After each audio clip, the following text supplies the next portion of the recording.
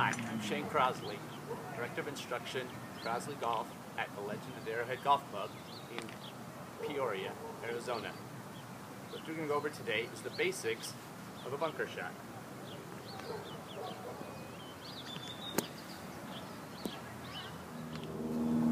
There are a few fundamentals that you need to have to be able to hit good bunker shots. Most of it has to do with your setup. Your setup, we want you to be aiming a little bit left of your target. We're going to have you dig in a little bit.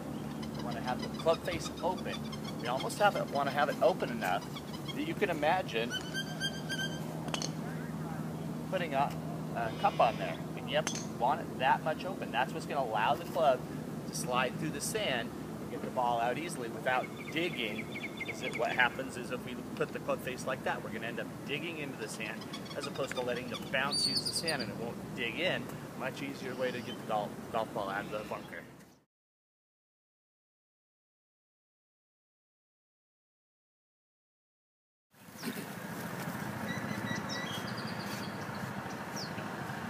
Now we have a little bit different view of what we're trying to do here. You can kind of see the other important thing is in your setup, we need to let the club sit straight up and down with the shaft, not forward. If we do that, that's when we're going to get that digging action again. So the ball placement needs to be forward, shaft needs to be straight up and down. You can even have it a little bit back, and that's going to help the ball to get out of the bunker, which is our goal every time. So aiming a little bit left, ball forward, club face wide open, and then all I'm trying to do is hit a spot that's a couple inches behind my ball and make sure when I follow through, my chest is pointing towards my target.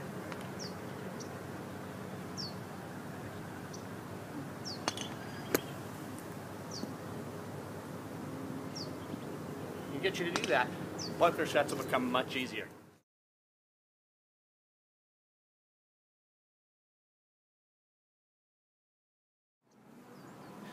So this is drill number 1 of bunker shots, and this is working on entry point. You need to have an accurate entry point for where the club is entering the sand so that we can get bunker shots to be consistent. So what you're going to do is make a line in the bunker, and what you're going to do is go back and forth trying to get the club to enter the sand where that line is. So you're just going to go back and forth, trying to enter that sand right where the line is. The ball would be a few inches above that, and so really you're just trying to knock the sand out, and the ball would come out with it. So what we're looking for is the club entering the sand right on the line, not too far behind it, not too far in front, but essentially directly in the middle. So this is drill number 2. I buried a 2x4 in the sand, and I put a little scoop of sand on top of the 2x4 and then put the ball on top of that. And what I'm trying to do is knock all the sand onto the green that I'm trying to get the ball to go.